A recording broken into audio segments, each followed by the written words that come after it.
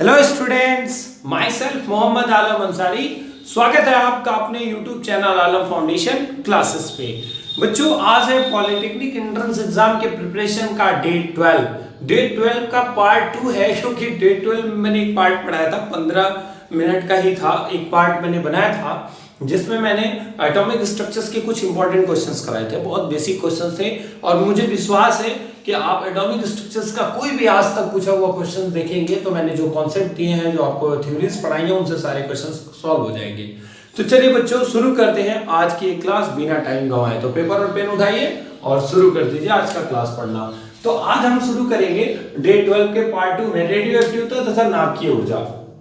अब देखो बच्चों, इस चैप्टर से मैं एक बात क्लियर करना चाहता हूँ। ये चैप्टर है बड़ा इंटरेस्टिंग, बहुत बढ़िया है, बहुत बड़ा है, बहुत डेप्थ पढ़ने लायक है। बट हमारे पॉलिटेक्निक एंट्रेंस एग्जाम के अकॉर्डिंग बहुत ही इजी वे में और बहुत ही सिंपलेस्ट तरीके से पढ़ना है। ठीक है, मैं कोशिश करूंगा कि मैक्सिमम चीजें आपको पढ़ा दूं इससे रिलेटेड, ताकि आपका एक भी क्वेश्चन ना छूटे इससे, जो इस टॉपिक से जो क्वेश्चन आए। बट आपको ये ध्यान देना होगा कि टू द पॉइंट बात करेंगे, कॉन्सेप्ट टू कॉन्सेप्ट बात करेंगे, ना लेफ्ट ना राइट, टू द पॉइंट चलेंगे। ठीक है बच्चों, तो चलिए शुरू करते हैं। हेनरी बैकुरल नामक साइंटिस्ट ने, ठीक है, याद रखना है आपको, हेनरी बैकुरल ने रेडियो एक्टिविटी की खोज की थी। अभी मैंने बताया कि रेडियो एक्टिविटी की जनक कौन है, हेनरी बैकुरल। आपको एक बात बताऊं कि रेडियो एक्टिविटी होती क्या है। पदार्थ का वह गुण, ध्यान से सुनिए और अपनी कॉपी में नोट कर लीजिए, पदार्थ का वह गुण जिसके कारण वो क्या करे, स्वतः विघटित हो और अपने अंदर से कुछ पेनिट्रेटिंग रेज का, कुछ वेधी किरणों का उत्सर्जन करे, रेडियो एक्टिव पदार्थ कहलाता है। और यह गुण क्या कहलाती है, रेडियो एक्टिविटी कहलाती है।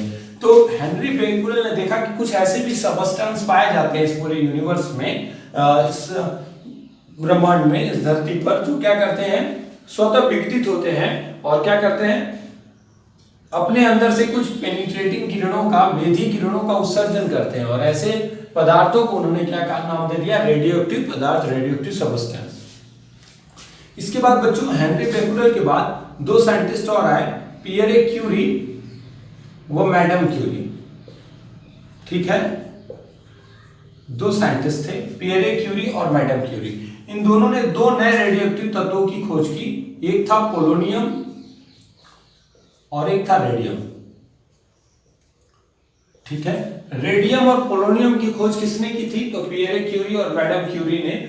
ठीक है, इन दोनों ने एक दूसरे के साथ मिल करके, बल्कि ये दोनों के दोनों क्या थे, हस्बैंड एंड वाइफ थे, और इन्होंने मिल करके क्या किया, पोलोनियम और रेडियम नामक दो रेडियोएक्टिव तत्वों की खोज की थी। और किससे किया था, पिच ब्लेंड से। किससे किया था बच्चों, पिच ब्लेंड नामक सबस्टेंस से किया था, जो यूरेनियम का एक लवण है, इससे किया था। जिसमें बताया गया कि रेडियम बहुत ज्यादा रेडियोएक्टिव है। ठीक है, जो यूरेनियम से भी काफी ज्यादा रेडियोएक्टिव होता है। ठीक है, और 1903 ईस्वी में इस खोज के लिए इन दोनों को नोबेल पुरस्कार दिया गया। कौन सा पुरस्कार दिया गया, नोबेल पुरस्कार दिया गया। तो ये कुछ जनरल बातें हैं जो मैं अभी कर रहा हूं आपसे रेडियोएक्टिविटी से संबंधित। तो मैंने अभी आपको बताया कि रेडियोएक्टिव क्या है, रेडियोएक्टिविटी क्या है, मैंने अभी बताया आपको। रेडियोएक्टिविटी पदार्थ का वह गुण है जिसके कारण पदार्थ स्वतः विघटित होगा, अपने अंदर से कुछ पेनिट्रेटिंग रेज निकालेगा। इसमें मैंने बताया कि इंपॉर्टेंट क्वेश्चन यही दोनों है हमारे पास। रेडियोएक्टिविटी की खोज किसने की थी, हेनरी बैकुरल ने की थी। ठीक है, इसका मात्रक भी हम इसीलिए बैकुरल लिखते हैं। ठीक है, इसके और पियरे क्यूरी और मैडम क्यूरी को किस कार्य के लिए जाना जाता है, तो पोलोनियम और रेडियम नामक रेडियोएक्टिव पदार्थ की खोज के लिए। रेडियम 15 लाख गुना ज्यादा रेडियोएक्टिव होता है यूरेनियम से। ठीक है, और ये किससे खोजा गया था, तो पिच ब्लेंड से खोजा गया था। सन 1903 ईस्वी में इस खोज के लिए पियरे क्यूरी और मैडम क्यूरी को क्या मिला था, नोबेल पुरस्कार दिया गया था। तो इतनी बात समझ में आ गई बच्चों। चलिए अब हम शुरू करेंगे कि जो रेडियोएक्टिव पदार्थ हैं, उनसे जो निकलने वाली रेडियोएक्टिव किरणें हैं, उनको क्या कहते हैं और उनके गुणों के बारे में पढ़ेंगे। ठीक है ना बच्चों, तो चलिए इसको पॉज करके जल्दी नोट करिए, तो फिर आगे बढ़ते हैं हम। चलिए बच्चों, अब ध्यान दीजिए, एक साइंटिस्ट थे जिनका नाम था रदरफोर्ड। उन्होंने क्या किया, जैसे एक कांच का ब्लॉक ले लिया और यहाँ पे कोई रेडियोएक्टिव सबस्टेंस रखा है। ठीक है बच्चों, कोई रेडियोएक्टिव पदार्थ रखा हुआ है। ठीक, अब देखिए इस रेडियोएक्टिव पदार्थ से क्या हुआ, देखा गया कि कुछ पेनिट्रेटिंग रेज निकल रही हैं, कुछ वेधी किरणें निकल रही हैं, जो क्या हो रही है, इलेक्ट्रिक फील्ड में दोनों तरफ इलेक्ट्रिक फील्ड लगा दिया, एक तरफ पॉजिटिव प्लेट लगा दिया, एक तरफ नेगेटिव प्लेट लगा दिया। और देखा कि जो किरणें हैं वो कुछ क्या कर रही हैं, कुछ नेगेटिव की तरफ जा रही हैं, कुछ पॉजिटिव प्लेट की तरफ जा रही हैं और कुछ बिना डिफ्लेक्ट हुए चली जा रही हैं। ठीक है। तो जो किरणें क्या हो रही थी, पॉजिटिव प्लेट की तरफ जा रही थी, इसका मतलब ये हुआ कि ये जो है वो ऋणावेशित कणों से मिलकर बनी है, तभी तो वो पॉजिटिव की तरफ जा रही है, यानी कि ये निगेटिव, इनका जो नेचर है, इसमें जो पार्टिकल्स हैं वो ऋणावेशित हैं, निगेटिवली चार्ज्ड हैं, ठीक है। और जो ऋणावेशित प्लेट की तरफ जा रही थी, कहा कि उनमें जो कण है वो धनावेशित है, ठीक है। और जो विचलित नहीं हुई, सीधा सीधा चली गई, वो कहा गया कि उदासीन है। तो इस आधार पे 3 तरह के रेडियोएक्टिव किरणों की बात की गई। जो धनावेशित प्लेट की तरफ गई उसको कहा गया बीटा किरणें या बीटा कण, ठीक है, बीटा किरणें। जो ऋणावेशित प्लेट की तरफ गई उनको कहा गया अल्फा किरणें, ठीक है। और जो सीधा सीधा चले गए, जिनमें कोई विचलन नहीं हुआ, वैद्युत क्षेत्र का उन पर कोई प्रभाव नहीं पड़ा, उनको कहा गया गामा किरणें। तो मैं आपको यहाँ से एक बात समझा सकता हूँ बच्चों कि हमने अब ये समझ पाए कि जो रेडियोएक्टिव पदार्थ होता है उससे कितने प्रकार की रेडियोएक्टिव किरणें निकलती हैं, 3 प्रकार की, अल्फा, बीटा और गामा। अल्फा किरणें जो होती हैं वो धनावेशित प्लेट की तरफ जा रही हैं, नहीं ऋणावेशित प्लेट की तरफ। क्यों? क्योंकि वह धनावेशित कणों से मिलकर धनावेशित होती है, उनका जो नेचर है वो पॉजिटिवली चार्ज्ड है। और जो बीटा किरणें हैं वो नेगेटिवली चार्ज्ड हैं, और जो गामा किरणें हैं वो न्यूट्रल हैं, उन पे कोई चार्ज नहीं है, इसीलिए ना तो प्लस की ओर जा रही है ना तो माइनस की ओर जा रही हैं। तो चलिए बच्चों, अब हम एक एक के बारे में डिटेल से पढ़ेंगे और उन पे जो क्वेश्चंस आ सकते हैं उनके बारे में बात करेंगे। चलिए बच्चों, अब देखते हैं हम अल्फा रेज के बारे में, अल्फा किरण के बारे में। मैंने कहा कि अल्फा, बीटा, गामा 3 किरण मिलेगी आपको। तो अल्फा किरण की बात करें, अगर हम अल्फा रेज की बात करें तो ये धनावेशित कणों से मिलकर बनी होती है, नहीं पॉजिटिवली चार्ज पार्टिकल्स होते हैं इसमें। तो अल्फा किरण जो होता है वो पॉजिटिव चार्ज पार्टिकल से मिलकर बना होता है, इसलिए हम उसे अल्फा कण कहते हैं, जिन कणों से मिलकर बना होगा। तो ये धनावेशित कणों से मिलकर बनी होती है बहुत अच्छे से। यानी कि आपसे पूछा जाए कि अल्फा रेज क्या है, पॉजिटिव, नेगेटिव, न्यूट्रल, कोई नहीं, तो पॉजिटिव कणों से मिलकर बनी, तो इसलिए पॉजिटिव नेचर होगा। चार्ज क्या होता है इस पे ध्यान से समझो। चार्ज तो मैंने लिख रखा है मैग्नीट्यूड, बट याद रखना है प्रोटॉन के चार्ज का 2 गुना। इस पे जो चार्ज होता है वो प्रोटॉन के चार्ज का कितना होता है, 2 गुना होता है। इसका जो द्रव्यमान है मैंने वो भी लिख रखा है, बट याद रखना है जो चीज वो ये है कि इसका जो द्रव्यमान होता है वो हीलियम के द्रव्यमान के बराबर होता है, या हम कह सकते हैं हाइड्रोजन या प्रोटॉन के द्रव्यमान का 4 गुना होता है, ठीक है ना। याद रखना है कि अल्फा किरण का जो द्रव्यमान होता है वो या तो हाइड्रोजन या तो प्रोटॉन के द्रव्यमान का 4 गुना होगा, या हीलियम के द्रव्यमान के बराबर होगा। क्यों ऐसा होता है हीलियम के द्रव्यमान के बराबर? क्योंकि अल्फा कण जो है वो क्या है, द्विआयनित हीलियम परमाणु है, डबल आयनाइज्ड हीलियम एटम। मतलब ये देखो हीलियम है और इस पर 2 प्लस चार्ज लगा दीजिए तो क्या कहलाएगा, ये अल्फा पार्टिकल बन जाएगा। यानी कि इसमें इलेक्ट्रॉन नहीं होगा, और इलेक्ट्रॉन नहीं होगा तो उसके नाभिक में केवल न्यूट्रॉन प्रोटॉन होगा। यानी कि अगर हम बात करें कि अल्फा पार्टिकल्स में कितने प्रोटॉन और कितने न्यूट्रॉन होते हैं, 2 प्रोटॉन और 2 न्यूट्रॉन होते हैं। तो पूछा जाए क्या डिफरेंस है हीलियम और अल्फा पार्टिकल में, तो यही डिफरेंस है कि हीलियम जो होता है वो न्यूट्रल होता है, लेकिन अल्फा पार्टिकल क्या होता है, वो क्या होता है, द्विआयनित हीलियम परमाणु होता है। और कैसा आयन होता है, उस पे पॉजिटिव चार्ज होता है, ठीक है, धनावेशित हीलियम परमाणु होता है, ठीक है। अगला, ये वैद्युत और चुंबकीय क्षेत्रों में विक्षेपित हो जाता है, मैग्नेटिक फील्ड में या इलेक्ट्रिक फील्ड में अगर आप इसको ले जाएंगे तो डिफ्लेक्ट हो जाएगा। अभी मैंने बताया कि मैग्नेटिक फील्ड, इलेक्ट्रिक फील्ड में ले जाएंगे तो किस प्लेट की तरफ जाएगा, निगेटिव प्लेट की तरफ, क्योंकि ये पॉजिटिव कणों से मिलकर बना है। वेलोसिटी की बात करें तो बहुत भारी भरकम है ये, इसलिए बहुत स्लो चलता है, इसलिए इसकी वेलोसिटी बहुत कम होती है। स्पीड ऑफ लाइट का 1/10वां भाग होता है, मैंने लिखा है बच्चों, प्रकाश के वेग का 1/10वां भाग। तो वेलोसिटी बहुत कम है तो एनर्जी ऑब्वियस सी बात है इसकी कम होगी, ठीक है, इसलिए यहाँ पे ऊर्जा भी मैंने इसकी कम लिखी हुई है। गतिज ऊर्जा की बात कर लीजिए, वो भी कम होगा। इसकी वेलोसिटी का जो एक वैल्यू है वो कितना है, 1.4 × 10⁷ मीटर पर सेकंड से 2.2 × 10⁷ मीटर पर सेकंड, ये रेंज है उसकी वेलोसिटी का, इसी के बीच में उसकी वेलोसिटी पाई जाती है। आयोनाइजेशन पावर, यस, ये हाईली चार्ज्ड एटम है, ठीक है, इसलिए इसका आयोनाइजेशन पावर बहुत ज्यादा होता है। बीटा पार्टिकल से 100 गुना और गामा से 10,000 गुना ये आयनाइज्ड पार्टिकल्स होता है। ये आयनाइजेशन बहुत तेज करता है। इसका आयनकारी क्षमता, हिंदी में आता है ये आयनकारी क्षमता, लिख लो यार, आयनकारी क्षमता इसकी बहुत ज्यादा होती है। अगला है पेनिट्रेशन पावर। पेनिट्रेटिंग पावर मतलब वेधने की क्षमता, छेदने की क्षमता। तो इसकी जो पेनिट्रेटिंग पावर होती है वो बहुत कम होती है, क्योंकि ये बहुत ज्यादा वेलोसिटी से मूव नहीं कर रहा है। तो ये जिस वस्तु पर गिरेगा उसको अपनी बहुत हाई एनर्जी के साथ रहता तो वो पूरी एनर्जी ट्रांसफर करके उसको पेनिट्रेट कर देता।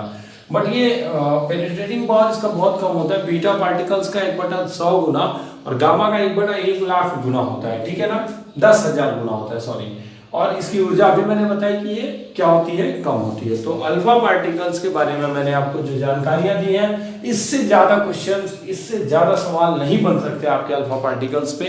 और उम्मीद करता हूं ये सारे क्वेश्चंस जो आएंगे एग्जाम में इससे रिलेटेड तो आप कर लोगे। तो चलिए इसको पॉज करके नोट करिए। तो बढ़ते हैं बीटा पार्टिकल्स की तरफ। चलिए बच्चों, अब बात करते हैं बीटा रेस की, बीटा किरणों की। तो पहली बात तो जैसे अल्फा किरणों की बात किया ना, वैसे बीटा किरणें भी जो होती है वो ऋणावेशित कणों से मिलकर बनी होती है, निगेटिवली चार्ज पार्टिकल से मिलकर बनी होती है, ठीक है। इतनी बात तो समझ में आ रही होगी। तो मैंने लिखा है कि ऋणावेशित कणों से मिलकर बनी होती है। इन पे जो चार्ज होता है ना वो इलेक्ट्रॉन के चार्ज के ठीक इक्वल होता है, 1.6 × 10⁻⁹ कूलम। और मजे की बात और बताऊं, नेचर भी वही होता है। इलेक्ट्रॉन पे चार्ज का नेचर क्या होता है, नेगेटिव होता है। तो जो बीटा रेज होती है उनपे भी चार्ज का नेचर क्या होता है, नेगेटिव होता है। मास क्या होता है, 9.1 × 10⁻31 किग्रा। ये जो मास है ये इलेक्ट्रॉन के मास के सेम इक्वल है। इस प्रकार ये बहुत हल्का होता है। और ये होती क्या है, ये तीव्रगामी इलेक्ट्रॉन होती है। ये थोड़ा याद रखना है आपको कि जो बीटा किरणें होती हैं वो तीव्रगामी, बहुत फास्ट मूविंग इलेक्ट्रॉन्स होते हैं, ठीक है। और अगर ये उच्च गलनांक वाली धातुओं पर डालेंगे, अगर मैं इनको किसको, टंगस्टन हो गया, ठीक है, ऐसे जिनका गलनांक बहुत ज्यादा हो, मेल्टिंग पॉइंट बहुत ज्यादा हो, ऐसे मेटल्स पर अगर आप इनको डालेंगे, किसको डालेंगे आप, बीटा रेस को, यानी कि तीव्रगामी इलेक्ट्रॉन्स को, तो वो क्या उत्पन्न करेंगे बच्चों, एक्सरे उत्पन्न करेंगे। एक्स किरणें जो हमारे शरीर के आंतरिक अंगों के चित्र लिए जाते हैं, जिससे टूटी फूटी हड्डियों के जो एक्सरे लिए जाते हैं वो इसी के द्वारा किए जाते हैं। तो एक्सरे का उपयोग मैं बता रहा था। लेकिन ये उत्पन्न कैसे होती हैं कि जब हम तीव्रगामी इलेक्ट्रॉन को, यानी कि बीटा रेस को क्या करेंगे, किसी उच्च गलनांक वाली धातुओं पर डालेंगे तो एक्सरे उत्पन्न होगा, ठीक है। यानी ये एक्सरे उत्पन्न करती है। और वैद्युत और चुंबकीय क्षेत्रों में ये भी विक्षेपित होंगी, ठीक है। जाहिर सी बात है कि ये वैद्युत और चुंबकीय क्षेत्रों में विक्षेपित होंगी। अगली बात अगर करें तो अगली इंपॉर्टेंट बात है कि वेलोसिटी क्या होगी। इनका जो वेग होता है वो लगभग प्रकाश की चाल के बराबर होता है। एग्जैक्ट नहीं होता है लेकिन लगभग उसके बराबर होता है। देख लो यार, 0.001 से 0.98 तक, मतलब उसके लगभग बराबर तक, ठीक है। और वो लिखा भी मैंने 3 × 10⁻6 मीटर पर सेकंड से 2.9 × 10⁸ यहाँ पावर पर ध्यान दो। यहाँ तो लग रहा होगा कि सर ये तो बहुत कम है, लेकिन यहाँ देखो 3 के लमसम 3 × 10⁸ होता है metre per second. Speed of light 3 × 10⁸ metre per second होता है, बस उसी के नजदीक पहुंच चुका है। तो इसकी वेलोसिटी प्रकाश के वेग के लगभग बराबर होता है, एग्जैक्ट नहीं होता है। आयोनाइजेशन पावर की बात करें तो आयोनाइजेशन पावर अल्फा से तो कम होगा लेकिन गामा से ज्यादा होगा। तो इसलिए मैंने अधिक लिखा है, लेकिन गामा से 100 गुना, अल्फा से नहीं लिखा, ध्यान देना। अब पेनिट्रेटिंग पावर की बात करें, हल्की फुल्की है, बहुत तेज गति कर रही है, तो जाहिर सी बात है पेनिट्रेशन फास्ट होगा इसका। तो ये पेनिट्रेशन इसका ज्यादा होता है, गामा से कम होता है लेकिन अल्फा से ज्यादा होता है। ऊर्जा की बात करें तो इसकी भी एनर्जी क्या होती है, ज्यादा होती है। तो ये रही बात आपकी बीटा रेस की, बीटा किरणों की या बीटा कणों की। तो इसको बहुत अच्छे से राइट डाउन कर लीजिए। चलिए बढ़ते हैं, इसको पॉज करके पहले नोट करिए, तो फिर बताता हूं मैं आपको गामा रेस के बारे में। तो बच्चों अब बात करते हैं गामा रेस की। तो देखो एक स्पेशल कंडीशन है गामा रेस की कि ये जो होती है ना वो इलेक्ट्रोमैग्नेटिक वेव्स होती हैं, विद्युत चुंबकीय तरंगें होती हैं। मैं हर बार कोशिश करता हूँ कि बच्चों जो इंग्लिश वर्ड है उनको भी बोल दूं, ताकि जो CBSE ICSE बोर्ड के बच्चे हैं वो नाराज ना हो। कोशिश यही रहती है मेरी, ठीक है ना। तो आप उनको सुन लिया करें और कॉपी में राइट डाउन कर लिया करें। तो इलेक्ट्रोमैग्नेटिक वेव्स हैं या फोटॉन इनको कहते हैं, ठीक है। ये आवेश रहित होती है, अनचार्ज होती है। अनचार्ज मतलब इनमें कोई चार्ज नहीं होता है, पॉजिटिव निगेटिव कुछ नहीं। इनका रेस्ट मास या विराम द्रव्यमान 0 होता है, 0 होता है। इनकी वेलोसिटी स्पीड ऑफ लाइट के ठीक इक्वल होती है, 3 × 10⁸ मीटर पर सेकंड, ठीक है। इसीलिए जो गामा रेज है इनको मूव करने के लिए, इनको चलने के लिए किसी भी माध्यम या मीडियम की जरूरत नहीं पड़ती है। ये वैद्युत और चुंबकीय क्षेत्रों में प्रभावित नहीं होती है। यानी कि अगर मैंने अभी दिखाया था फिगर में कि इलेक्ट्रिक फील्ड मैंने लगाया दोनों तरफ, तो अल्फा और बीटा डिफ्लेक्ट हो रही हैं, गामा रेज में कोई डिफ्लेक्शन नहीं है। पेनिट्रेटिंग पावर की बात करें, बहुत ज्यादा होता है। जाहिर सी बात है बहुत फास्ट मूव कर रही है, इसलिए बहुत ज्यादा पेनिट्रेटिंग पावर होगा। आयोनाइजेशन जो पावर है वो इसकी बहुत कम होगी, आयनकारी क्षमता बहुत कम होगी। और गामा किरणें जो होती हैं वो नाभिक से उत्पन्न होती हैं। नाभिकीय घटना या नाभिकीय गुण है ये। गामा किरणें किसी पदार्थ के नाभिक से उत्पन्न होने वाली है, इसलिए उस पदार्थ के नाभिकीय गुण के अंतर्गत इंक्लूड किया जाएगा। बहुत इंपॉर्टेंट लाइन है ये, ठीक है। और जो एक्सरे होता है, यही बता देता हूँ बच्चों, एक्सरे जो होता है वो क्या होता है कि कोषों के एक कोष से दूसरे कोष में इलेक्ट्रॉन के उत्सर्जन से क्या होता है, एक्सरे उत्पन्न होता है। तो एक्सरे जो होता है वो इलेक्ट्रॉन के एक कक्षा से दूसरी कक्षा में जब संक्रमण होता है तब वो एक्सरे उत्पन्न होता है। लेकिन ये जो होता है ये नाभिक से उत्पन्न होता है, नाभिकीय गुण है। जबकि एक्सरे और गामा रेज में बहुत ज्यादा डिफरेंस नहीं है। पेनिट्रेटिंग पावर तो डिफरेंट है ही, लेकिन जो उत्पत्ति की बात करें तो गामा किरणें जो है नाभिक से उत्पन्न होती है, लेकिन एक्सरे जो होता है वो इलेक्ट्रॉनों के एक कक्षा से दूसरे कक्षा के संक्रमण, जब वो लोअर एनर्जी से हायर एनर्जी या हायर से लोअर एनर्जी में जा रहा है तो उस समय जो संक्रमण होगा, जो रेज इमिट करेगा वो एनर्जी के रूप में, वो क्या कहलाएंगे, एक्सरे। ये युग्म उत्पादन की घटना को जन्म देती है। यानी अगर एक गामा फोटोन है, ठीक है, तो वो क्या करेगा, जब वो खुद को विनाश करेगा तो एक पॉजिट्रॉन और एक इलेक्ट्रॉन की उत्पत्ति करेगा। इसी घटना को हम कहते हैं युग्म उत्पादन। तो ये बातें हो गई गामा रेज की। अब इसी पर जितना मैंने अभी अल्फा बीटा गामा सब बताया है, इन्हीं पर ऑर्डर पूछा जाता है और उन क्वेश्चंस को मैं चलिए अभी बताने जा रहा हूं। तो जल्दी इसको पॉज करके नोट करिए, तो बहुत शानदार क्वेश्चंस बताऊं आपको। चलिए बच्चों, अब अगर बात करें हम 2-3 क्वेश्चंस की, उनको ध्यान से समझिए। पहला मैं बात करूं वेधन क्षमता की, पेनिट्रेटिंग पावर की बात करूं तो वेधन क्षमता का क्रम क्या होगा। तो सबसे ज्यादा पेनिट्रेटिंग पावर होता है गामा का, उससे कम होता है बीटा का और उससे कम होता है अल्फा का। ये ऑर्डर याद रखना यार, या ऐसे दे देगा अल्फा से ज्यादा बीटा का, बीटा से ज्यादा गामा का। ये एग्जाम में याद रखना। दूसरा जो इंपॉर्टेंट क्वेश्चन है वो है आयनकारी क्षमता का। तो ये सब बताया हूं, उनको एक साथ मैं यहाँ पे बता रहा हूँ, समराइज कर रहा हूँ। आयनकारी क्षमता का क्रम पूछा जाए तो सबसे ज्यादा आयोनाइजेशन पावर अल्फा का होता है, उससे कम बीटा का होता है और सबसे कम गामा का होता है। ठीक है बच्चों। अगला आता है कि गतिज ऊर्जा की बात करें या ऊर्जा की बात करें तो सबसे ज्यादा ऊर्जा मैंने बताया कि गामा का होगा, उससे कम बीटा का होगा और सबसे कम किसका होगा, अल्फा का होगा। अगर हम वेलोसिटी की बात करें, वेग की बात करें, तो वेग का क्रम क्या हो जाएगा, वेग का क्रम पूछा जाए तो अल्फा से ज्यादा हो जाएगा बीटा का और बीटा से ज्यादा हो जाएगा गामा का। एक इंपॉर्टेंट बात जो मैंने अभी नहीं बताई थी, फोटोग्राफिक प्लेट पर प्रभाव। फोटोग्राफिक प्लेट पर प्रभाव, तो फोटोग्राफिक प्लेट पर अगर प्रभाव की बात की जाए तो गामा का सबसे ज्यादा होगा, उससे कम बीटा का होगा और सबसे कम किसका होगा दोस्तों, अल्फा का होगा। तो ये तो आप समझ पाए ना कि वेधन क्षमता का ऑर्डर क्या होगा, पेनिट्रेटिंग पावर का ऑर्डर, आयोनाइजेशन क्षमता यानी आयोनाइजेशन पावर का ऑर्डर, गतिज ऊर्जा काइनेटिक एनर्जी का जो सीक्वेंस है, वेलोसिटी का, फोटोग्राफिक प्लेट पर क्या प्रभाव होगा, ये सब आपसे पूछा जाता है। ये ऑर्डर आपको याद रखना है कि किसका सबसे, वो तीनों बातें अगर आप पढ़े होंगे अच्छे से ना तो आपको ये सब रटने की जरूरत नहीं पड़ेगी, आपको कॉन्सेप्ट क्लियर रहेगा तो ये सारी चीजें आप इजी वे में कर ले जाएंगे। तो फिलहाल इसको पॉज करके नोट करिए। तो बढ़ते हैं इसके अगले टॉपिक पे। तो चलिए बच्चों आगे बढ़ते हैं। अगर हम किसी नाभिक के अस्थायित्व की बात करें, किसी नाभिक के अस्थायित्व की बात करें कि वो स्टेबिलिटी ऑफ न्यूक्लियस की बात करें नाभिक के अस्थायित्व के लिए, ठीक है, ये क्या होना चाहिए, N/P का जो रेशियो होना चाहिए, का जो अनुपात होना चाहिए वो होना चाहिए 1 से 1.6 के बीच में। अगर किसी भी परमाणु के नाभिक का जो मतलब न्यूट्रॉन और प्रोटॉन का रेशियो है, अनुपात है, वो 1 और 1.6 के बीच में है तो वो स्टेबिलिटी की तरफ इशारा करेगा, वो बताएगा कि वो स्टेबिलिटी को रिटेन किए हुए, वो स्टेबिलिटी में है, अस्थायित्व में है। लेकिन अगर इससे ज्यादा होता है ना तो फिर वहां दिक्कत है, फिर वो स्टेबिलिटी की तरफ नहीं बढ़ेगा, वो अस्थायी होगा और फिर वो स्वतः विघटित होगा और रेडियोएक्टिव किरणों का उत्सर्जन करेगा। 1.6 कुछ ज्यादा होता है, मुझे लगता है कि 1.4 ही बहुत ज्यादा है।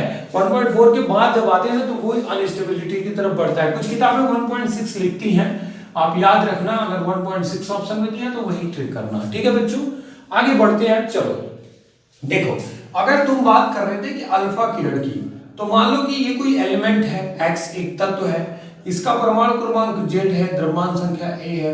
इससे अगर अल्फा कण का विघटन करोगे, अल्फा कण का उत्सर्जन करोगे, ठीक है, अल्फा किरणों का उत्सर्जन करोगे, तो अगर इससे आप अल्फा कण का उत्सर्जन करते हो, ठीक है, तो इसके परमाणु क्रमांक में 2 की कमी होती है, कोई नया तत्व बन जाएगा x की जगह y, और द्रव्यमान संख्या में 4 की कमी होगी। समझ आए बात?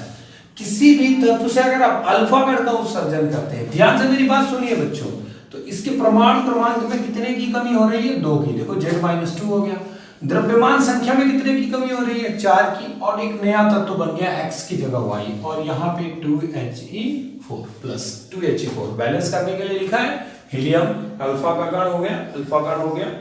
अच्छा, एक और इंपॉर्टेंट बात जो मुझे यहाँ आपको बतानी है, वो बहुत ही ज्यादा इंपॉर्टेंट है, वो ये है कि जब हम किसी तत्व से अल्फा कण का उत्सर्जन कर रहे हैं, तो अल्फा कण के उत्सर्जन करने के बाद, या अगर मान लीजिए कि यह तीसरे वर्ग का है, आवर्त सारणी में अगर ये तीसरे वर्ग का है, तो ये किस वर्ग में चला जाएगा?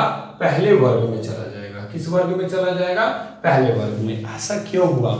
क्योंकि कहा जाता है, रदरफोर्ड और सोडी 2 साइंटिस्ट थे, उन्होंने बताया था कि जब आप किसी तत्व से अल्फा कण का उत्सर्जन करते हैं, किस कण का उत्सर्जन करते हैं? अल्फा कण का उत्सर्जन करते हैं, तो वहां पे क्या होता है कि वो जो तत्व होता है वो अपने मूल स्थान से 2 वर्ग बाईं ओर चला जाता है। कहां जाता है?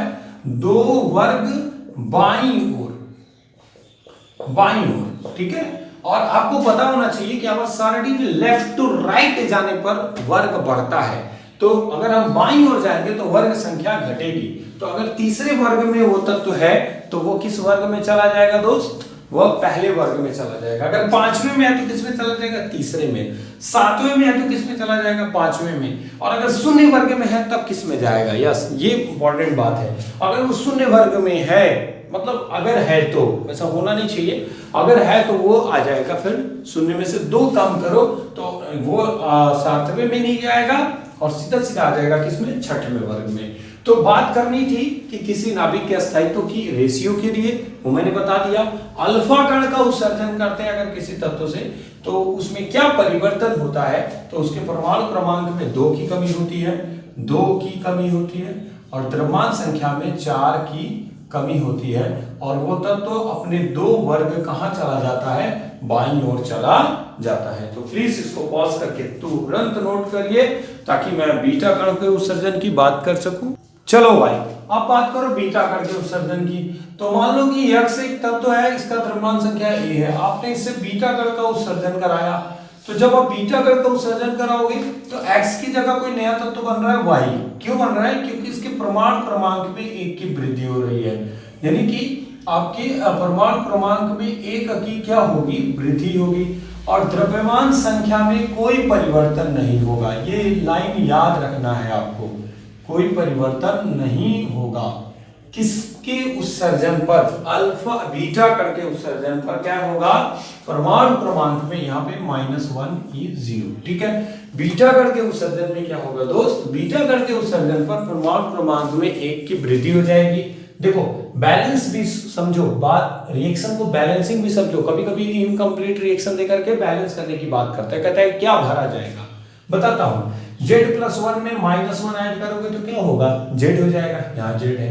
A है, यहाँ A में 0 जोड़ोगे तो क्या हो जाएगा? A हो जाएगा। तो दोनों तरफ परमाणु क्रमांक और परमाणु भार बैलेंस है, ठीक है।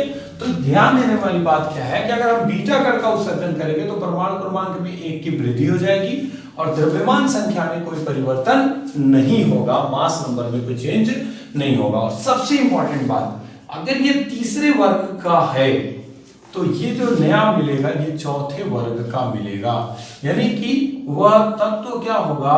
1 वर्ग दाईं ओर चला जाएगा। कहां चला जाएगा? दाईं ओर चला जाएगा, क्योंकि उसका एटॉमिक नंबर इंक्रीज कर रहा है। जब एटॉमिक नंबर इंक्रीज करेगा तो वो तत्व आवर्त सारणी में 1 वर्ग कहां चला जाएगा? दाईं ओर चला जाएगा। किसके अनुसार? रदरफोर्ड और सोडी के अनुसार। तो चलिए इसको भी जल्दी नोट करिए ताकि मैं गामा किरण के उत्सर्जन की बात करूं। हो गया बच्चों? ठीक, अभी मैं बताऊंगा कि कैसे किसी तत्व में बीटा उत्सर्जन करेंगे तो कैसे परमाणु क्रमांक क्या है, वो सारी चीजें। फिर पहले कॉन्सेप्ट सिखा दूंगा। मान लीजिए कि x एक तत्व है Z और A, इससे आप गामा कण का उत्सर्जन कर रहे हैं, ठीक है। तो जब आप गामा कण का उत्सर्जन करोगे तो क्या होगा? उसके परमाणु क्रमांक और द्रव्यमान संख्या दोनों में कोई परिवर्तन नहीं होगा। x Z A कोई परिवर्तन नहीं होगा, नो चेंज। उसके आवर्त सारणी में उसके स्थान से लेकर के उसके परमाणु क्रमांक और द्रव्यमान संख्या में कोई परिवर्तन नहीं होगा। तो ये बात आपको याद रखनी है कि जब अल्फा कण का उत्सर्जन करेंगे तो परमाणु क्रमांक 2 ठो कम हो जाएगा, द्रव्यमान संख्या 4 कम हो जाएगा। बीटा कण का उत्सर्जन करेंगे तो परमाणु क्रमांक 1 बढ़ जाएगा, द्रव्यमान संख्या में कोई परिवर्तन नहीं होगा। गामा कण का उत्सर्जन करेंगे तो उसमें कोई परिवर्तन नहीं होगा, नो चेंज। अब आओ चलो कुछ क्वेश्चंस करते हैं इसी पर जल्दी से, लेकिन उससे पहले एक कॉन्सेप्ट और बहुत ही इंपॉर्टेंट कॉन्सेप्ट है बच्चों, दिमाग लगाकर ध्यान से समझना, वेरी इंपॉर्टेंट। ठीक है, अगर मैं टोटल अल्फा निकालना चाहूं, टोटल अल्फा कण, ठीक है, तो कैसे निकालूंगा? द्रव्यमान संख्या में परिवर्तन, चेंज इन मास नंबर, द्रव्यमान संख्या में परिवर्तन, ठीक है, change in mass number upon 4, ठीक है। और अगर मैं टोटल बीटा कण निकालना चाहूंगा, टोटल बीटा कण, कितना बीटा कण का उत्सर्जन हुआ है, तो 2 गुणे अल्फा कण, ठीक है, माइनस परमाणु क्रमांक में परिवर्तन, परमाणु क्रमांक में परिवर्तन, ठीक है। इन्हीं दोनों की बात हम आपसे करने वाले हैं। अगर किसी तत्व से आप टोटल अल्फा कण कह देगा कि कोई एक एलिमेंट दे देगा, जैसे 92 यूरेनियम 238 दे दिया, और कहा कि इससे कितना अल्फा कण और कितना बीटा कण निकाला जाए कि जो नया तत्व बने उसका परमाणु क्रमांक 88 हो। कोई नया तत्व बन गया, मान लीजिए एक्स कोई एक नया तत्व है, उसका परमाणु भार जो हो वो 230 हो, तो आप क्या करोगे? तो ऐसे आपसे जब पूछेगा क्वेश्चन में तो आपको करना कुछ नहीं है दोस्त, आपको सिंपल सा एक बात याद रखना है कि टोटल अल्फा निकालेंगे कैसे। तो टोटल अल्फा कैसे निकालते हैं? द्रव्यमान संख्या में परिवर्तन। तो यहाँ देखो 238 से क्या हो गया, 230 हो गया, तो 238 माइनस 230, ठीक है, अपॉन क्या हो जाएगा 4। तो अल्फा कण कितना हो जाएगा, 38 में से 30 जाएगा 8/4, कितना अल्फा निकला होगा 2। ठीक, बीटा पूछेगा तो क्या होगा, 2 गुणे alpha minus Z A minus Z B, यानी कि इसके परमाणु क्रमांक में अंतर दिखाएंगे, कितना डिफरेंस है, ठीक है। अब चलो बीटा बराबर क्या हो जाएगा, 2 गुणे 2 माइनस जेड ए कितना है 92 माइनस 88, 92 में से 88 जाएगा 4, 4 माइनस 4 बराबर 0, यानी कि इससे कितना बीटा निकला होगा 0, और अल्फा कितना निकला है 2, ठीक है। इस तत्व से कितना अल्फा निकला हुआ है 2, और बीटा कितना निकला हुआ है आपका 0। तो आपसे जो भी क्वेश्चन देगा उसमें आपको बस ये कॉन्सेप्ट लगाना है कि टोटल अल्फा कण कैसे निकालते हैं, द्रव्यमान संख्या में परिवर्तन, change in the mass number. आपको पहला और लास्ट वाला देखना है, इनके मास नंबर में क्या परिवर्तन है वो कैलकुलेट करिए और 4 से भाग दे दीजिए, तो अल्फा कण की संख्या निकल जाएगी कि कितना अल्फा निकाला होगा। इससे कितना अल्फा निकाला हुआ है 2, 3, 4, 5, ऐसे कुछ भी आ सकता है। बीटा कण की बात करेगा तो 2 गुणे अल्फा माइनस परमाणु क्रमांक में परिवर्तन। संयोग ऐसा है कि यहाँ कोई बीटा कण का उत्सर्जन नहीं हुआ है, तो इसलिए यहाँ पे बीटा कण का उत्सर्जन हमने 0 निकाल लिया। तो प्लीज इस फॉर्मूले को बहुत अच्छे से नोट करिए, बढ़ते हैं इसके आगे। चलो बच्चों, एक क्वेश्चन बोर्ड पे लिखा है इसी फॉर्मूले पर, एक बार कर लेते हैं इसको ताकि हमारा ये कॉन्सेप्ट क्लियर हो जाए। और अगर वीडियो आपको अच्छा लग रहा हो तो प्लीज इसको लाइक करिए और जरूरत से ज्यादा शेयर करें। प्लीज बच्चों ज्यादा से ज्यादा शेयर करिए। चलिए देखते हैं, और चैनल पे नए हो तो सब्सक्राइब कर दीजिए। चलिए अल्फा कण कैसे निकालेंगे, द्रव्यमान संख्या में परिवर्तन, 232 में से 212 माइनस कर लीजिए, 232 माइनस 212/4, 232 में से 12 घटाएंगे 20/4, 4 × 20, 5 अल्फा पार्टिकल्स आएंगे, ठीक है बच्चों। और बीटा की बात करेंगे तो 2 गुणे alpha minus Z A minus Z B, मतलब पहले वाले का परमाणु क्रमांक दूसरे वाले का परमाणु क्रमांक, तो 2 गुणे 5 माइनस जेड ए कितना है 90 माइनस 82, चलो 5 गुना 10, 90 में से 82 घटाओगे 8, तो कितना बीटा आ जाएगा बच्चों 2। तो बीटा कण कितने निकले होंगे 2, और अल्फा कणों की संख्या कितनी आ गई 5। तो बहुत इजी है, आपको सीधा सीधा फॉर्मूले पे रखना है, 10 से 15 सेकंड कैलकुलेशन टाइम, और आपका आंसर आपके सामने रहेगा। तो प्लीज इसको भी पॉज करके नोट करो। तो फिर बढ़ते हैं अगले टॉपिक की तरफ। चलो बच्चों, अभी जो पढ़ा उसी पर बेस्ड ये क्वेश्चंस हैं। कहा गया है कि जो ब्लैंक है, जो खाली जगह है, यहाँ पे क्या भरे जाएंगे बताइए फटाफट। तो देखिए बच्चों, यहाँ पे भरने वाली जो चीजें आती हैं लगभग प्रोटॉन आएगा, जैसे 1H1 आ सकता है, 1P1 आ सकता है, 0N1 आ सकता है, न्यूट्रॉन आ सकता है, बीटा कण आ सकते हैं, इलेक्ट्रॉन आ सकता है, पॉजिट्रॉन आ सकता है, मैक्सिमम यही चीजें भरी जाती हैं। फिर मैं रिपीट करता हूं, यहाँ जो भरने वाली चीजें हैं वो लगभग आपको beta particles, alpha particles, proton, electron, positron, यही सब भरे जाएंगे, ठीक है ना। तो ज्यादा डरने वाली बात नहीं है, बस दोनों तरफ के मास नंबर और एटॉमिक नंबर्स को कैलकुलेट करिए, आंसर आ जाएगा। देखो यहाँ पे कितना लिखा हुआ है 13, यहाँ पे परमाणु क्रमांक है 13 और यहाँ 13 और 1 14 है, ठीक है, यानी एक कम है यहाँ पे, यानी जो भी चीज यहाँ भरा जाएगा उसका परमाणु क्रमांक 1 होगा। ये बात समझ में आ रही है ना, यहाँ जो भी चीज भरा जाएगा उसका परमाणु क्रमांक क्या होगा 1 होगा। ये बात समझ में आ रही है, तभी तो 13 और 1 14 होगा यार, यहाँ भी तो 13 और 1 14 है। चलो अब आगे बढ़ो, यहाँ पे जो मास है वो 27 है, यहाँ 26 और 2 28 हो गया, यानी यहाँ पे जो चाहिए हमें रिक्वायरमेंट है वो 1 अगर ऑन आ जाएगा तो यहाँ भी 28 हो जाएगा। अच्छा यार 1 और 1 एटॉमिक नंबर, 1 मास किसका होता है, हाइड्रोजन का होता है, 1H1, यहाँ पे क्या भरा जाएगा 1H1। दूसरे वाले क्वेश्चन पे आ जाओ, दूसरे वाले क्वेश्चन में देखो यार, यहाँ पे 7 और 2 कितना हो जाएगा बच्चों 9, और यहाँ पे क्या लिखा हुआ है 8, यानी यहाँ पे जो नया तत्व आएगा उसका परमाणु क्रमांक क्या होगा 1 होगा, ये बात ध्यान देना है। दूसरी इंपॉर्टेंट बात क्या है कि यहाँ 14 और 4 कितना होता है 18, और यहाँ क्या दिया है 17, उसका भार भी 1 होगा, तो फिर वही हाइड्रोजन ही भरा जाएगा।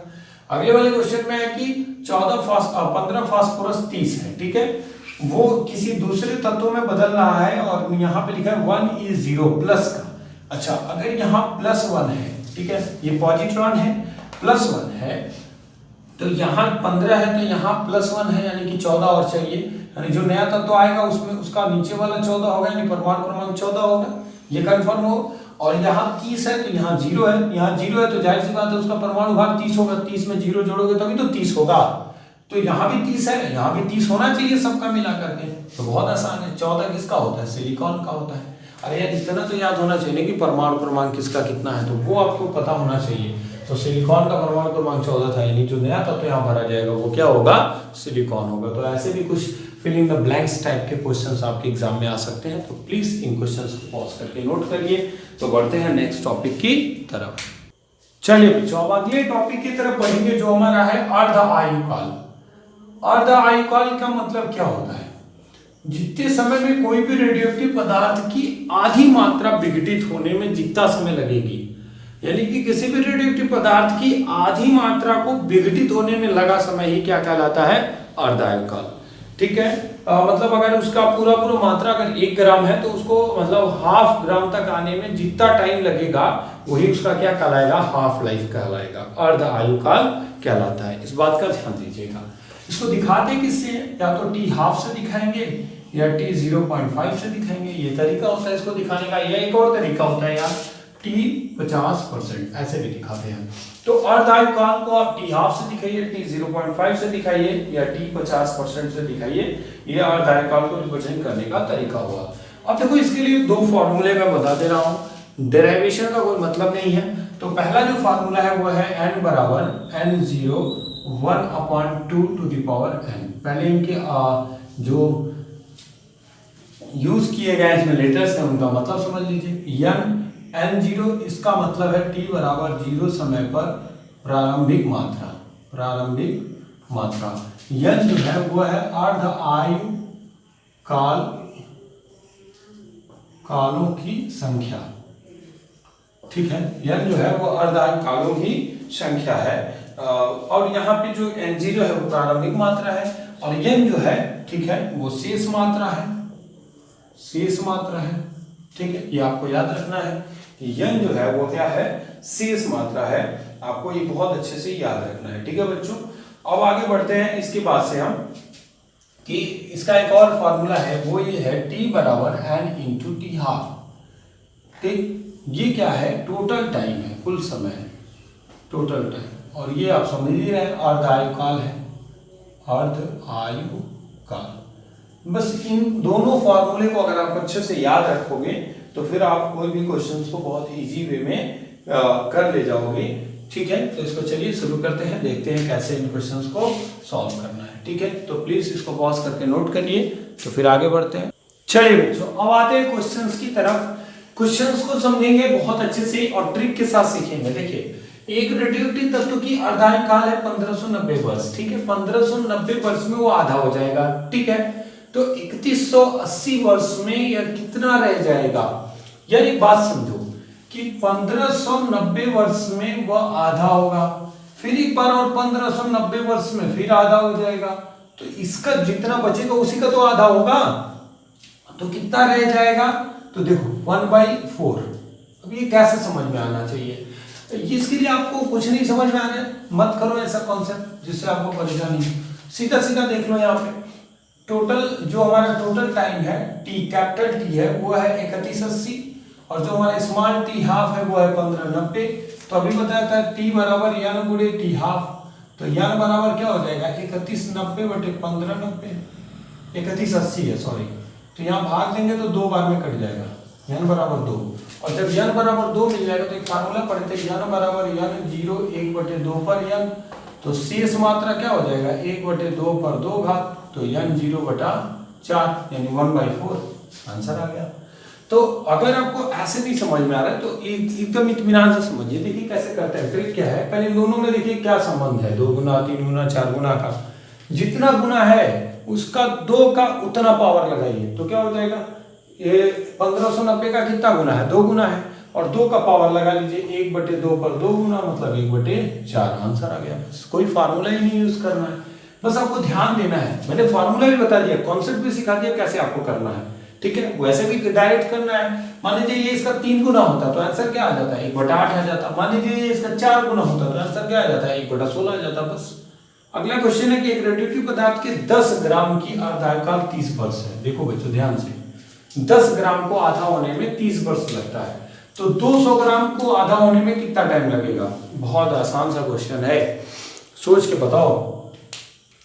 तो 10 ग्राम को आधा होने में अगर 30 वर्ष लगता है तो 200 ग्राम को आधा होने में भी 30 वर्ष ही लगेगा, यानी अर्धायुकाल उस वस्तु के प्रारंभिक मात्रा पर डिपेंड नहीं करती है कि वो वस्तु कितना लिया गया है, उसकी अर्धायुकाल फिक्स है, चाहे वो 10 ग्राम लो या चाहे 200 ग्राम लो, वो हमेशा 30 वर्ष में ही आधा होगा, तो उसकी अर्धायुकाल कितनी हो जाएगी बच्चों, 30 वर्ष ही हो जाएगी। इस बात का ध्यान दीजिएगा कि जो अर्धायुकाल है वो उस रेडियोएक्टिव पदार्थ की मात्रा पर निर्भर नहीं करता है, रेडियोएक्टिव पदार्थ की प्रारंभिक मात्रा कितनी ली गई है उस पर वो डिपेंड नहीं कर रहा, आप ज्यादा लिए हैं कम लिए हैं उससे उसके अर्धायुकाल पे कोई फर्क नहीं पड़ेगा। अगला एक रेडियोएक्टिव स्रोत की अर्धायुकाल 30 वर्ष है, 90 दिन के अंदर जो अंश क्षय हो जाएगा, मतलब जो भाग खत्म हो जाएगा, ठीक है। अच्छा एक बात बताइए बच्चों, ये जो निकालते हैं वो क्या होता है, शेष होता है ना, कितना बच जाएगा, तो चलो पहले वही करो। 30 दिन उसका अर्धायुकाल है, 90 दिन की बात कर रहा है, तो 30 और 90 का रिलेशन क्या हो गया जल्दी बताओ, 30 और 90 यानी 3 हो गया, n बराबर 3 आ गया, सीधा सीधा निकाल दो, 30 3 90। मैंने कहा था जो आएगा उसको 2 का घात लगाना, 2 पर 3 घात यानी कि 2 पर 3 का मतलब 8, परसेंटेज में चेंज करो 100 यानी 12.5% वो खत्म, शेष रह जाएगा, तो कितना विघटित हो जाएगा, कह रहा है कितना क्षय हो जाएगा, कितना बोल खत्म हो जाएगा, कितना खत्म हो जाएगा, तो 100 में से 12.5 घटाओगे तो कितना आ जाएगा 87.5। प्लीज फिर से मेरी बात सुन लीजिए, कह रहा है कि रेडियोएक्टिव स्रोत की अर्धायुकाल 30 वर्ष है, 30 वर्ष में आधा होगा, ठीक है।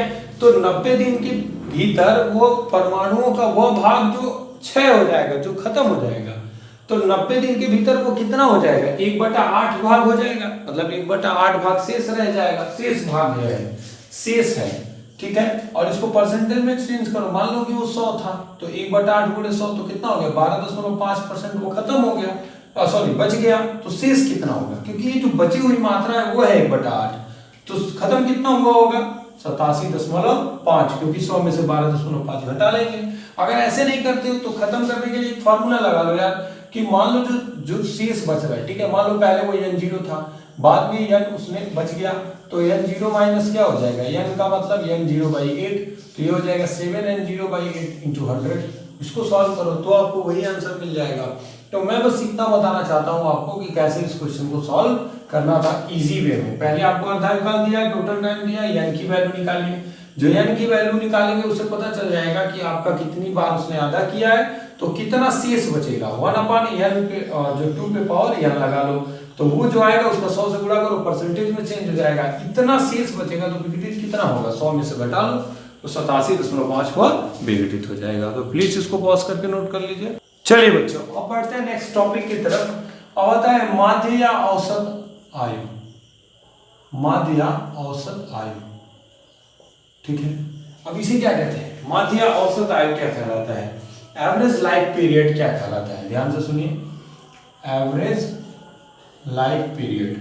ठीक है बच्चों, माध्य औसत आयु को पहले तो लेमडा से रिप्रेजेंट करते हैं। जो लेमडा होता है वो 1/k होता है। अब आप सोचोगे सर के क्या है, तो ये क्या है, विघटन स्थिरांक है। क्या है, विघटन स्थिरांक है। तो लेमडा क्या हो गया, माध्य औसत आयु, average life period lambda equal to 1/k। चूंकि k बराबर होता है 0.693/t12, ये याद रखना दोस्त। किसी भी रेडियोएक्टिव पदार्थ का जो क्षय नियतांक होता है, ठीक है, इसको क्षय नियतांक भी कहते हैं, क्षय नियतांक, decay constant, decay constant. Spelling वगैरह तुम देख लेना भाई, मेरी इंग्लिश बड़ी तगड़ी है, ठीक है। तो ये डीके कांस्टेंट है, क्षय नियतांक है, तो वो क्या होता है 0.693/t12 होता है। और लेमडा इक्वल टू 1/k होता है, तो लेमडा बराबर क्या हो जाएगा 1/0.693/t12। ये टी हाफ कहाँ जाएगा ऊपर, तो लेमडा बराबर हो जाएगा 1.44 इंटू टी हाफ। ठीक है, अब ध्यान से समझ लो बच्चों, जो क्षय नियतांक है उसको किससे दिखाते हैं, के से। ठीक है, इसका जो मात्रक होगा वो सेकेंड इनवर्स या मिनट इनवर्स या वर्ष इनवर्स ऐसे होगा। समझ में आ रही बात, नहीं समझ रहे, जो आपका क्षय नियतांक का मात्रक होगा वो सेकंड में होगा, तो सेकंड, अगर ये आधा काल सेकंड में है तो सेकंड इनवर्स, मिनट में है तो मिनट इनवर्स, घंटा में तो घंटा इनवर्स, दिन में है तो दिन इनवर्स, वर्ष में है तो वर्ष इनवर्स, ये ध्यान देना। लेकिन जो लेमडा का मात्रक होगा वो सीधा सीधा सेकंड में होगा या मिनट में होगा या आवर्स में होगा या डेज में होगा या ईयर्स में होगा। जो यूनिट होगी वहां टी हाफ की वही यूनिट आएगी माध्य औसत आयु की। तो माध्य औसत आयु क्या होता है, क्षय नियतांक के व्युत्क्रम को माध्य औसत आयु कहते हैं। इसको हम क्या कह सकते हैं, क्षय नियतांक का व्युत्क्रम, क्षय नियतांक का व्युत्क्रम क्या कहलाता है, क्षय नियतांक का व्युत्क्रम माध्य औसत आयु कहलाता है। तो बॉस करके इनको नोट कर लीजिए। चलिए बच्चों, अब ये टॉपिक पर देखिए, मैंने जो लिखा है बहुत इंपॉर्टेंट चीजें लिखी है मैंने। रेडियोएक्टिव सक्रियता का जो मात्रक होता है, रेडियोएक्टिव रिएक्टिविटी का जो मात्रक होता है वो बैकरल होता है या बैकुरल कह लीजिए आप। और इसको हम एक और लैंग्वेज में लिखते हैं, क्यूरी भी हम इसको लिख सकते हैं। तो एक क्यूरी बराबर होता है 3.7 × 10⁻10 विघटन पर सेकेंड। तो आपसे पूछा जाता है रेडियोएक्टिव सक्रियता का मात्रक है, बैकुरल ऑप्शन में तो बैकुरल करिए, क्यूरी है तो क्यूरी क्लिक करिए। ठीक है, एक मिली क्यूरी क्या होता है 10⁻³ यानी कि 3.7 इंटू 10⁻7 विघटन पर सेकेंड। और माइक्रो हो जाएगा तो -6 आएगा, तो 3.7 इंटू 10⁴ विघटन पर सेकेंड। ठीक है बच्चों, ये विघटन पर सेकेंड है।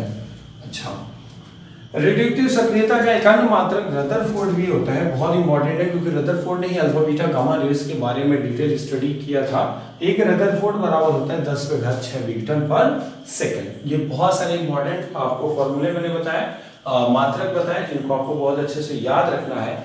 बच्चों, हमने बताया था कि जो आयु निर्धारण में यूज किया जाता है, याद करिए मैंने कार्बन 14 की बात की थी। कार्बन 14 का यूज किया जाता है जो मरे हुए पेड़ पौधे हैं, प्राचीन वस्तुएं हैं, उनके आयु के निर्धारण में हम किसका उपयोग करते हैं, कार्बन 14 का। ये मैंने आपको पिछले वीडियो लेक्चर में बता दिया था। चलिए इतना पॉज करके नोट करिए फटाक से, तो फिर बताते हैं नाभिकीय ऊर्जा के बारे में। नाभिकीय ऊर्जा के बारे में तो देखो, नाभिकीय ऊर्जा को उत्पन्न करने की दो विधियां हैं, एक है नाभिकीय विखंडन और एक है नाभिकीय संलयन। उससे पहले आपको एक बहुत इंपॉर्टेंट चीज मुझे बतानी है कि आपने आइंस्टीन का द्रव्यमान ऊर्जा समीकरण पढ़ा होगा, delta E = delta m × c²। ये मैंने पहले भी आपको बताया है।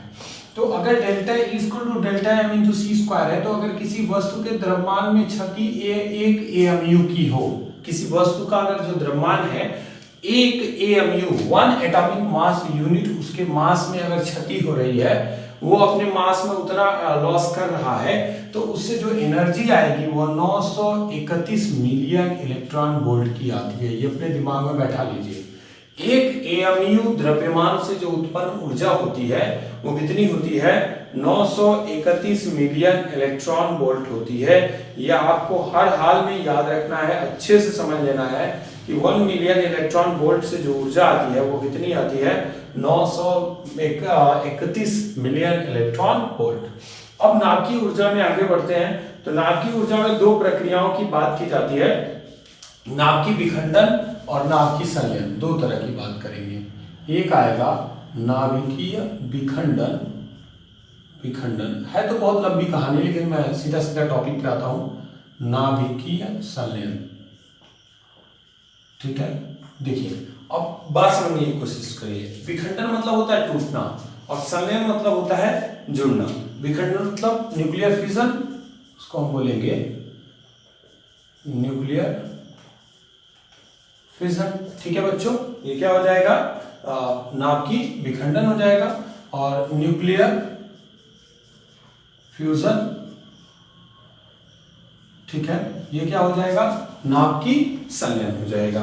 तो फिजन मतलब होता है टूटना, नाभिकीय विखंडन, और जब नाभिकीय संलयन की बात करेगा तो न्यूक्लियर क्या हो जाएगा, फ्यूजन हो जाएगा, मतलब जुड़ना हो जाएगा। तो दो प्रक्रियाओं की बात कर रहे हैं हम, नाभिकीय विखंडन और नाभिकीय संलयन की बात कर रहे हैं। ठीक है, अब ध्यान से समझिए। फ्यूजन, हाँ ऐसा ये बन होना चाहिए। अब ध्यान से समझिए, नाभिकीय विखंडन में क्या होगा, जब कोई भारी नाभिक टूट करके दो हल्के नाभिकों में बदल जाएगा। भारी नाभिक क्या करेगा, मध्यम द्रव्यमान के दो हल्के नाभिकों में टूट जाएगा, तो वह प्रक्रिया नाभिकीय विखंडन कहलाएगी। और नाभिकीय संलयन में क्या होगा, जब दो या दो से अधिक हल्के नाभिक जुड़ करके एक भारी नाभिक का निर्माण कर देंगे, तो वो क्या कहलाएगा बताओ, वो कहलाएगा तुम्हारा नाभिकीय संलयन। संलयन मतलब ही हो रहा है जुड़ना। तो नाभिकीय संलयन क्या है कि दो हल्के नाभिक जुड़ करके एक भारी नाभिक का निर्माण कर रहे हैं। और नाभिकीय विखंडन में क्या है, एक भारी नाभिक टूट करके दो हल्के नाभिकों में विभक्त हो जा रहा है। तो यह प्रक्रिया क्या कहलाएगी, नाभिकीय विखंडन कहलाएगी। ठीक है, इस घटना की खोज जो था 1939 ईस्वी में जर्मन के वैज्ञानिक, ठीक है, अपने देश के वैज्ञानिकों की तो बहुत हालत खराब थी उस समय, ऐसा कुछ कहा जा सकता है। तो उस समय दो वैज्ञानिक थे, और 1939 ईस्वी में जर्मन के दो वैज्ञानिक थे, ऑटो हान और स्ट्रासमैन। ऑटो हान और स्ट्रासमैन, ठीक है, स्ट्रासमान ऐसे कहिए। इन दो साइंटिस्ट ने क्या किया था, नाभिकीय विखंडन की प्रक्रिया की खोज की थी। तो आपसे पूछा जाता है कि नाभिकीय विखंडन की प्रक्रिया को किसने खोजा था।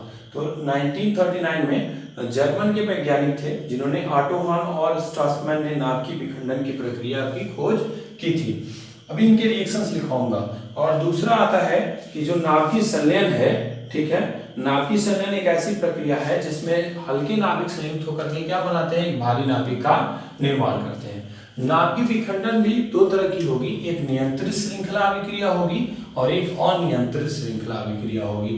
तो चलिए पहले इनको पॉज करके नोट करिए, तो फिर आगे इसमें डिटेल बताता हूँ।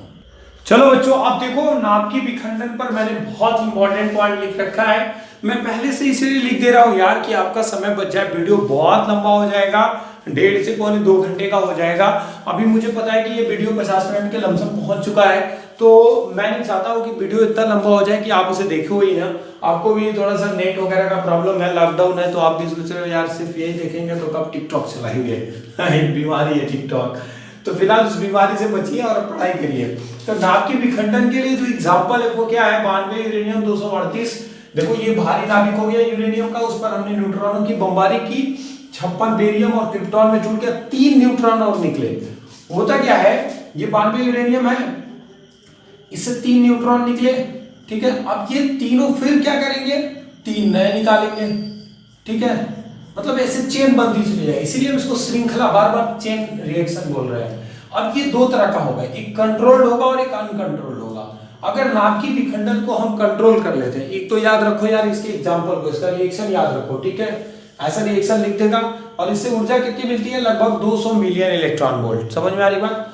अब ध्यान से समझो कि अगर तुम क्या करते हो, अगर नियंत्रित श्रृंखला अभिक्रिया कराते हो तो वो नाभिकीय रिएक्टर उसका एग्जांपल है। परमाणु भट्ठी है, परमाणु भट्ठी क्या है, तो नियंत्रित श्रृंखला में 2 न्यूट्रॉन की गति को यही मॉडरेट कर देते, इसको आगे बढ़ने नहीं देते। एक जाएगा फिर वो 3 निकालेगा, फिर 2 को रोक देंगे।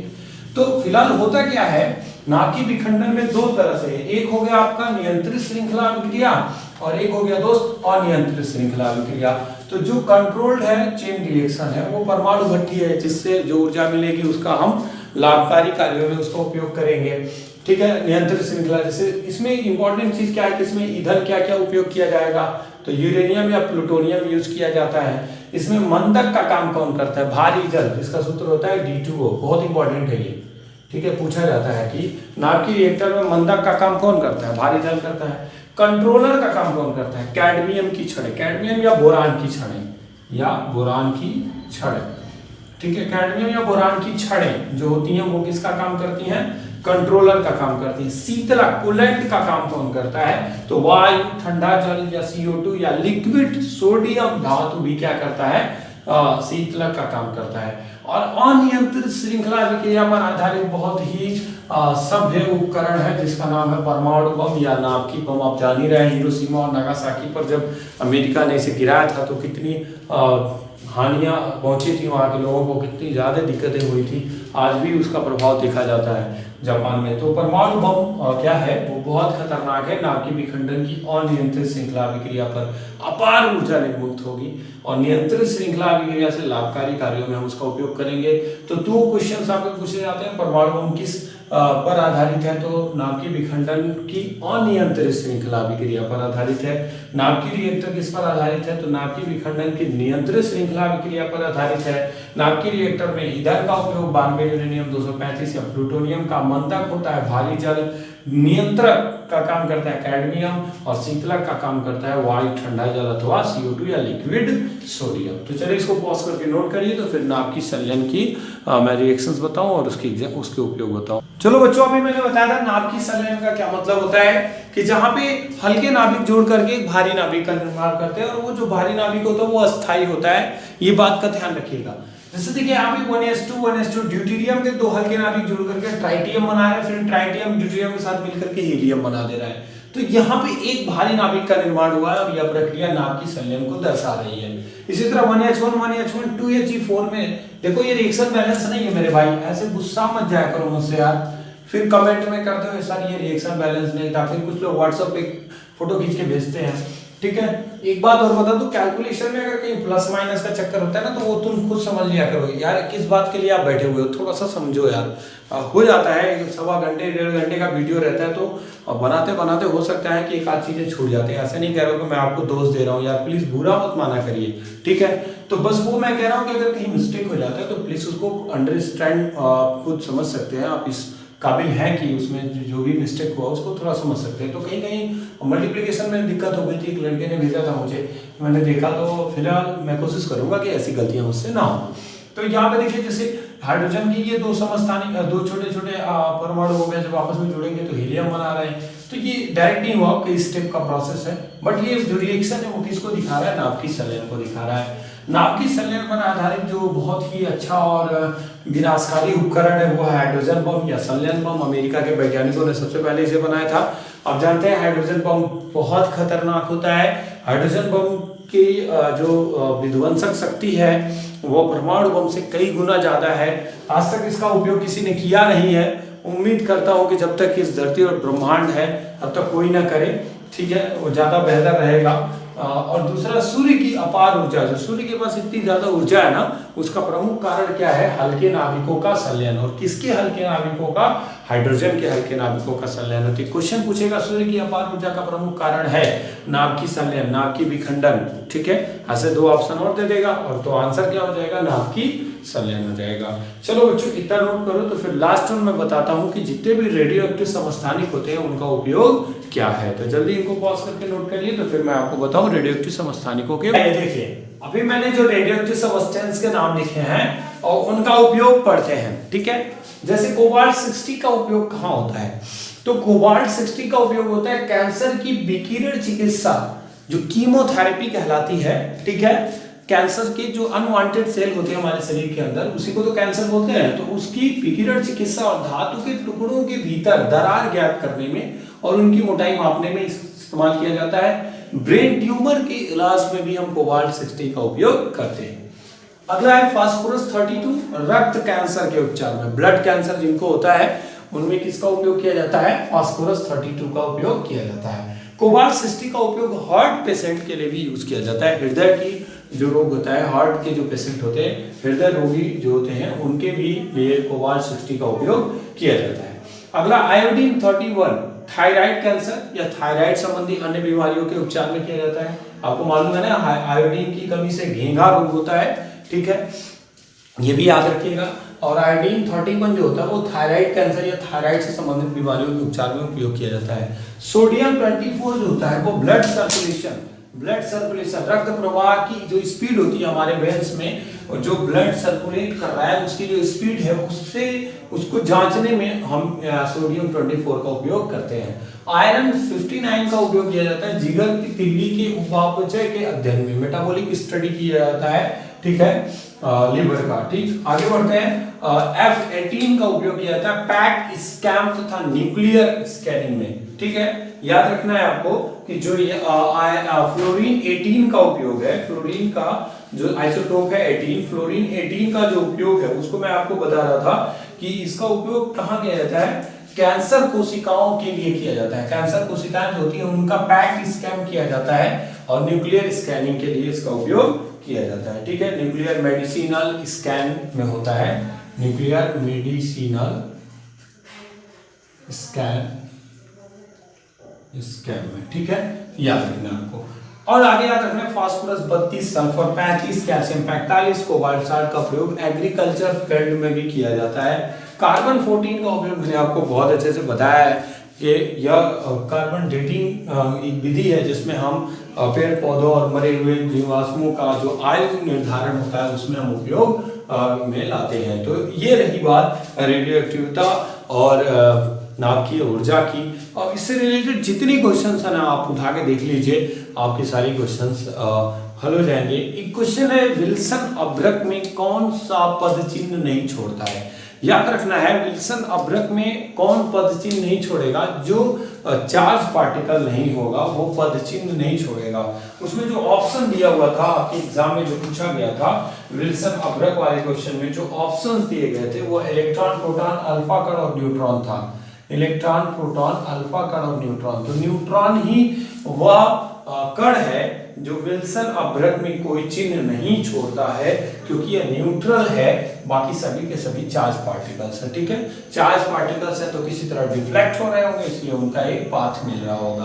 तो ये बातें हो गई नाभिकीय ऊर्जा और रेडियो एक्टिविटी से संबंधित। मैंने जितनी क्वेश्चंस आपको कराए बीच बीच में वो सारे के सारे बहुत इंपॉर्टेंट क्वेश्चन थे, और जो मैंने अभी तक आपको पढ़ाया है उनसे रिलेटेड आप कोई भी क्वेश्चंस उठा के देखिए, आपके एग्जाम में किसी भी साल में आया हो सारे क्वेश्चंस हल हो जाएंगे। यदि आपको लगता है कि अभी भी इसमें कुछ छूटा है तो प्लीज कमेंट करके आप बता सकते हैं, मैं अगले वीडियो लेक्चर में आपको पढ़ा दूंगा। कोई न्यूमेरिकल कोई क्वेश्चन जो आपको नहीं आ रहा होगा, मेरे व्हाट्सएप नंबर 9956633323 पर आप मुझे व्हाट्सएप कर सकते हैं उन क्वेश्चंस को, उन टॉपिक्स को कि सर इसको बता दीजिए, तो मैं उसको जरूर बता दूंगा, ठीक है। तो आज के लिए बस इतना ही। और मेरे वीडियो को अगर आप पसंद किए हो, आपको मेरा वीडियो अच्छा लगा हो तो प्लीज़ लाइक करिए, शेयर करिए और सब्सक्राइब कर दीजिए अगर मेरे चैनल पे पहली बार आप विजिट कर रहे हो तो, और बेल आइकन को प्रेस करिए ताकि नए वीडियो का नोटिफिकेशन आपको मिल जाए। और मैं कोशिश कर रहा हूँ कि 5 जुलाई तक आपके वीडियोस को कंप्लीट कर लूँ पॉलिटेक्निक एंट्रेंस एग्जाम का, क्योंकि मेरा एकेडमिक छूट रहा है। एकेडमिक का वीडियो 1-2 दिन में फिर से पढ़ना शुरू हो जाएगा, ठीक है। तब तक के लिए थैंक यू।